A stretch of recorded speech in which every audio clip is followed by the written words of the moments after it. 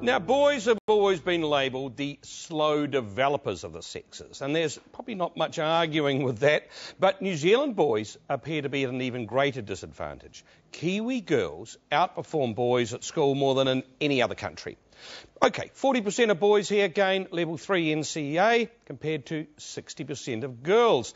So maybe it's time to keep them apart once and for all. Now, certainly a Lower Hutt City councillor thinks it might improve the academic achievements of the local boys. Max Shierlaw is suggesting both Nainai and Taita colleges go single sex. But Principal of Nainai College, John Russell, reckons it won't do his students any good. He's with me now from our Wellington studio, while headmaster of one of the oldest boys' schools, boys-only schools that is in the country, John Morris from Auckland Grammar School, is, well, he's actually attending an education conference on this very topic in Napier. Look, John Morris, can I start with you? Is there actually any evidence that boys-only schools do better? Well, Mark, there's been extensive research in the UK and the US, and actually particularly in Australia, where the states and the federal government have taken a big interest in this particular topic. And evidence from those three countries would suggest that boys do much better in single-sex schools. And also, ERO here in New Zealand put out a report in the late 90s, another one about 5 years ago, which said exactly the same thing, that there is a difference in the academic achievement of boys within single-sex schools. John Russell, do you accept that? I mean, are boys going to be better off? I mean, does the evidence tell us that they're going to be better off in a single-sex school? It's an interesting question, Mark. Better off for what? We're talking about developing a life skill set that will take you forward into adulthood and through. So life is not simply a business of academic outcomes, level 3 NCEA. There are much bigger issues. If you look at failure in employment, it's much more to do with EQ than IQ.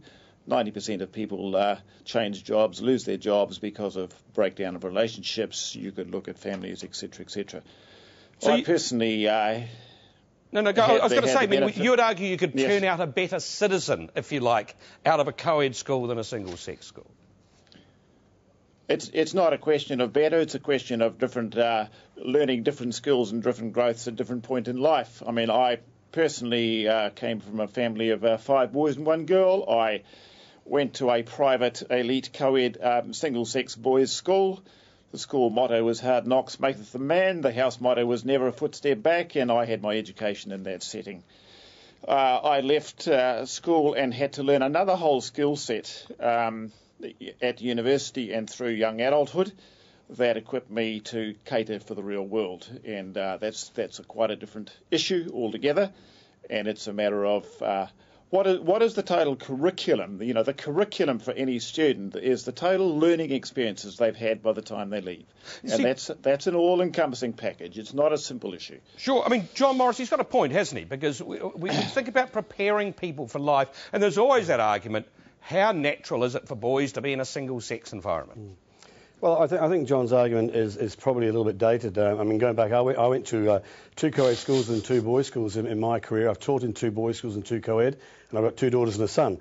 And I can say, honestly, 50 years ago, I think the boys' school system was fairly harsh, and I think that people looked upon it as not a place to be, not a great socialisation process. However, boys' schools these days are modern institutions. And there's no doubt in my mind that boys' schools have a special power to motivate boys, and that just doesn't mean academically. That can mean on the sports field, in music. It also provides lots of leadership opportunities that are not available in co-ed schools, where most of the leadership opportunities are taken up by girls. That's my experience in co-ed, leading a co-ed school as well. Because girls tend to do well wherever they're at. I mean, do you both accept that? We have more of a problem education-wise with boys than we do with girls. Yeah, I think that's probably a fair comment, Mark. I think that the situation for girls is that they're doing very well around the world at the present time. You're also correct in saying that boys have always been a little bit slow learners in that sense, and that you can go back to the days of Shakespeare and look at his plays and look at his comments about boys and how reluctant they are to be learners.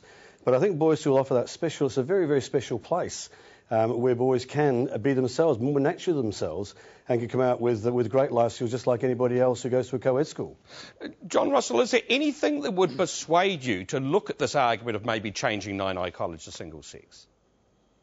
I think it's... would you suggest, Mark, we've got 37 cultures in our school. Would you suggest that we set up separate models for each of those who approach learning from a cultural perspective and all those sorts of things? I wonder why the issue is on on gender. The fundamental issue for New Zealand education is that we have high performance. It's not about excellence. Our biggest issue as a nation is about equity. And John Morris has the role of leading a decile 10 school. I have deliberately chosen to work at the other end of the spectrum, despite my background, and that is purposeful because that is the core issue facing New Zealand. What is happening to our 25% tail who we desperately need to educate?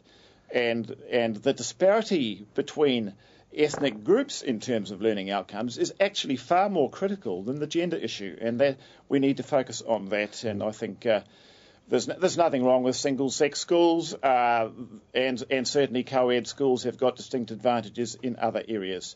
John Morris, that's balanced up with what happens for life. John Morris, here's the point. As we look at a school like Auckland Grammar, I mean, it is a fantastic school. It has an impressive record. You are always going to attract very, very good students. That's true, but we also have a wide range of students as well. I mean, we have a learning support department that has over 200 boys who go through there every week who need extra help in their reading and their writing and their maths and so on. So it's not just an exclusive elite school of bright boys. It's the whole range. And what I see is boys who come to our school who are way, way below average in their academic pursuits. And yet they manage to get through Auckland Grammar School, go on to university and gain a degree. Now, I'm sure that happens in other schools as well. I'm not saying that there's only one way. It's horses for courses in lots of situations. But what I can say is that from my experience, and I've also taught at low decile schools as well, that in a boys' school, the boys certainly are able to focus on their studies without distraction. They're able to be their more real selves without having all the posturing that goes on in co-ed schools. And I think that does help them in their learning, and it also helps them in their own life skills as well. John Russell, we are running out of time, but look, for you, Nainai College is definitely going to stay co-ed, and you're happy with that? It's not an issue for me of co-ed, Mark. I'm more than happy to look at EDI, educational development initiatives, and think about what is the best learning model to provide in the Hutt Valley. That's an open book, open to community initiative. The critical issue for me is what is the skill set that we can put together for students for their future. John Russell. There are many ways to approach it. In a co-ed school, you certainly do provide opportunities for boys to learn on their own, to do various programs on their own. It's balance. Okay, John Russell, Principal of Nainai College, and John Morris, the Headmaster of Auckland Grammar School. Thank you both for joining us tonight, and enjoy that conference there in Hawke's Bay, John. Yeah, thanks, Mark. Thanks very much.